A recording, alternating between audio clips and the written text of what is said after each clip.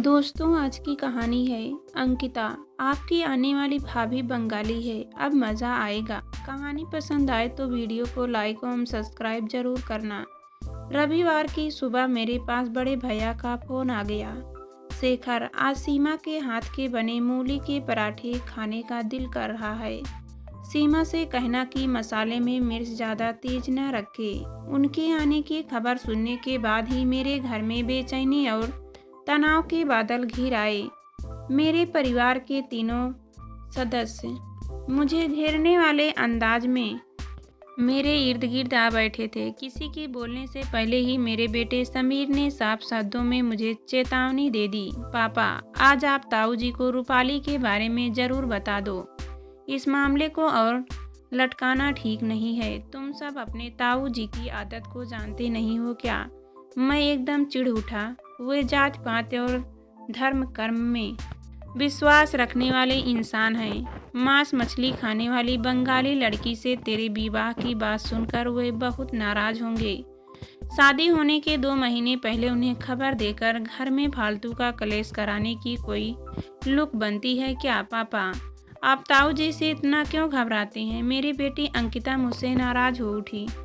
मेरी पत्नी सीमा भी अपने बच्चों का साथ देते हुए बोली, हमें अपने बेटी की खुशी देखनी है या भाई साहब की? मैं तो कहती हूँ कि जो कलेश होना है अभी हो जाए। बाद में खुशी के मौके पर घर में कोई हंगामा हो, यह मुझे बिल्कुल सहन नहीं होगा। मैं परेशानी भरे अंदाज में हाथ मिलाते हुए भावुक होकर बोला, इस वक्त मेरी मनोदशा को तुम में से कोई भी नहीं समझ रहा है। बड़े भैया के बहुत एहसान है मुझ पर। उन्होंने अपनी व अपने बच्चों की सुख सुविधाओं में कटौती करके मुझे पढ़ाया था। उनके लिए अपनी सीमित पगार में मेरी इंजीनियरिंग की पढ़ाई की फीस भरना आसान काम नहीं था। उनके फैसले के खिलाफ मैंने ना कभी गया हूँ और ना जाना चाहता हूँ। पापा, आप मुझे यह बताओ कि अगर आप पढ़ने में होशियार ना होते तो क्या इंजीनियर बन पाते? अंकिता मुझसे भिड़ने को तैयार हो गई थी।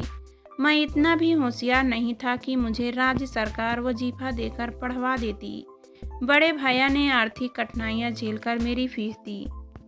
उनके इस एहसान का बदला आप कब तक उनके उस एक एहसान के तले दबे रहेंगे? सीमा ने मुझे ऊंची आवाज में टोक दिया, आपने पिछले 28 साल में क्या उनकी कम आर्थिक सहायता की है?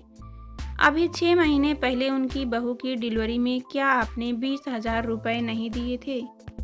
मैंने जो भी किया अपना फर्ज समझकर किया है। मुझे अपने ढंग से इस समस्या को सुलझाने दो। कोई भी मुझ पर दबाव बनाने की कोशिश न करे।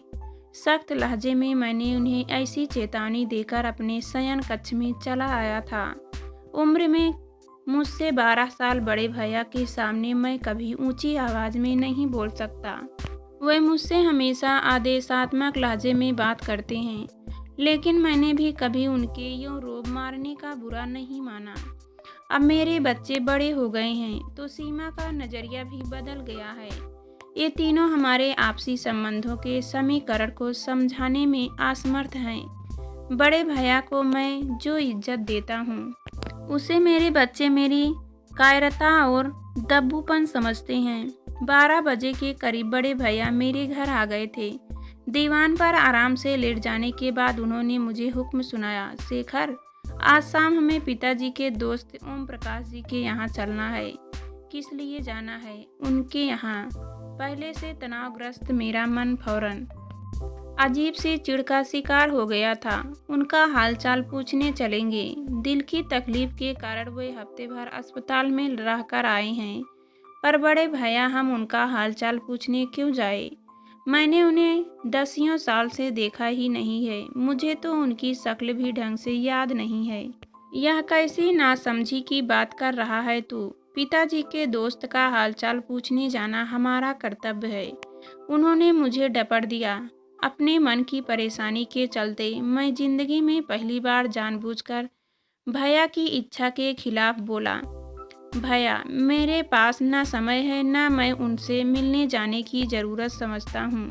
तभी सीमा चाय लेकर आई तो वे मुस्कुराते हुए बोले, सीमा, तुम्हारे हाथ के बने मूली के पराठे खाए कई दिन हो गए थे।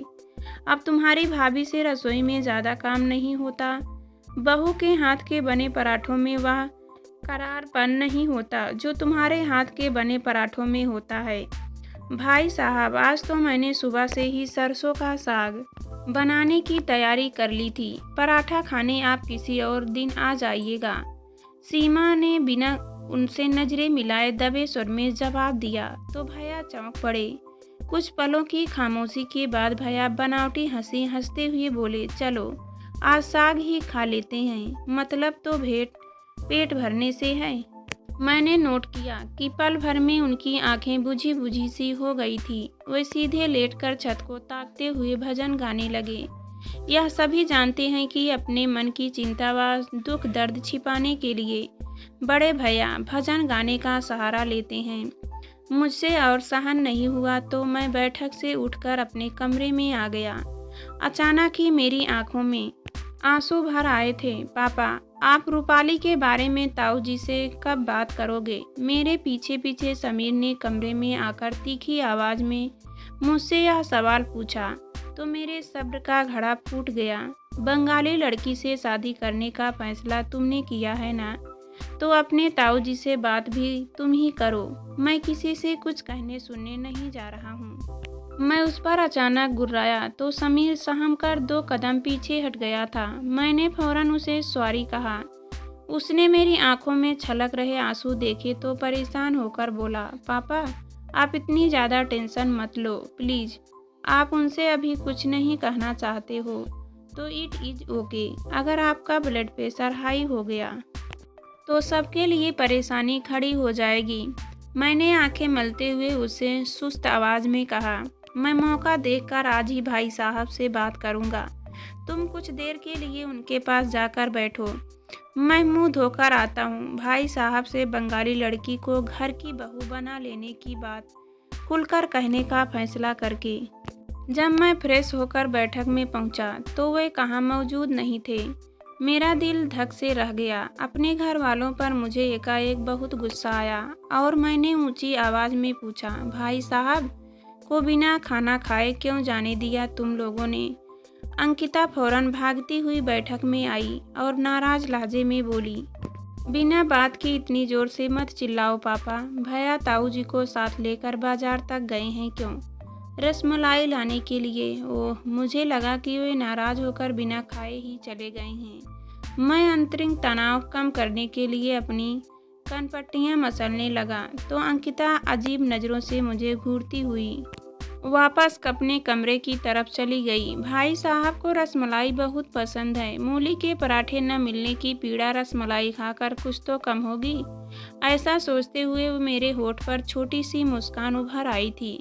सोफे पर बैठे बैठे मेरी कुछ देर को आंखें लग गई थी। जब वे दोनों घंटे भर बाद बाजार से लौटे तो बड़े भैया ने मुझे हिलाकर जगाया था। आंखें खोलते ही मैंने नोट किया कि बड़े भैया के तेवर चढ़े हुए थे और उनके पीछे खड़ा समीर मुंह पर उंगली रख मुझसे चुप रहने की प्रार्थना कर रहा था।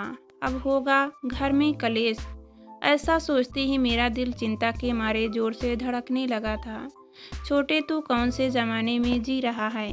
उन्होंने बड़े सख्त लहजे में मुझसे सवाल पूछा। मैं कुछ समझा नहीं। बड़े भैया, मैं चौंक कर सीधा बैठ गया। छोटी सी बात को लेकर घर में तकरार मचाने का क्या औचित्य है? यह आप क्या कह रहे हैं? मैंने क्या कलेश मचाया है? अब ज़्यादा मत बनो। तुझे क्या ऐसा लग रहा था कि बात मेरे कानों तक कभी पहुंचेगी ही नहीं? कौन सी बात मेरे भाई? अगर समीर बंगाली लड़की से ब्याह कर भी लेगा तो कौन सा पहाड़ टूट पड़ेगा? और शादी के खिलाफ अपना फैसला सुनाने से पहले तूने मुझसे इस बात पर चर्चा क्यों नहीं की? आज मुझे तो यह बात ही देख कि घर में बड़ा मैं हूँ या तू है। बड़े तो आप ही हो, लेकिन जब बड़ा मानता है तो लेकिन आपका दुम छल्ला क्यों लगा रहा है? अब मुझे बता कि हम अपने बच्चों की खुशियों को ध्यान में रखकर इस शादी के बारे में फैसला ले या जात के चक्कर में फंसकर अपने समीर की खुशियों का गला घोंटे। उनके सवाल को सुनकर मेरा मुंह हैरानी से खुला का खुला रह गया।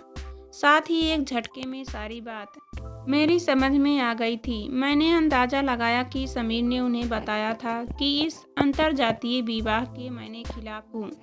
मुझे खलनायक बनाकर उसने बड़े भैया को हीरो बनाने का मौका दे दिया था। अब होने वाले नाटक में जान डालने के लिए मैं भी हैरान तैयार हो गया। भैया, उस लड़की को ढंग से हिंदी बोलने नहीं आती। मैंने अपने माथे पर बल डालकर इस शादी के खिलाफ बोलना शुरू कर दिया। अरे तो इन दिस हाउस किसका हैंड इज कमजोर इन इंग्लिश। बड़े भैया की इस इंग्लिश को सुनकर मेरे लिए हंसी रोकना कितना मुश्किल हो रहा होगा, इसका अंदाज़ा कोई भी लगा सकता है।